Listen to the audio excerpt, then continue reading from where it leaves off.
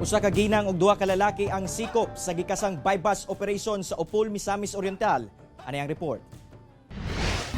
Human sa duha ka semana nga monitoring sa Upol Municipal Police Station, dakpan sila Hadja Aina Magandoga, 50 anyos ug Munaim Pagdatan, 21 anyos. Mga residente sa Vaventa Subdivision, Bara Upol. Nahitabo mismo ang transaksyon sa mismong balay sa sospek gawa sa shabu nga napalit sa bypass. Nakuha usab ang laing shabu nga mobalor sa kapin sa 60,000 pesos sa bag sa sospek. Ang ilaha ni is ang source ani sa Marawi.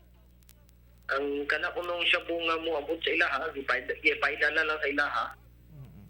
Then di po sila mo reveal o kinsay name sa ilang source. So mo pa na mong gipadayon karon nga pagsuta. Samtang sa laing operasyon, balik prisuhan si Abdul Rahman Pampa, 23 anyos, nga nadakpan usab sa laing bypass operation.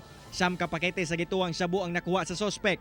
Nadakpan na kaniadto ang sospek sa susamang kaso apan mibalik gyapon kini sa maong bisyo.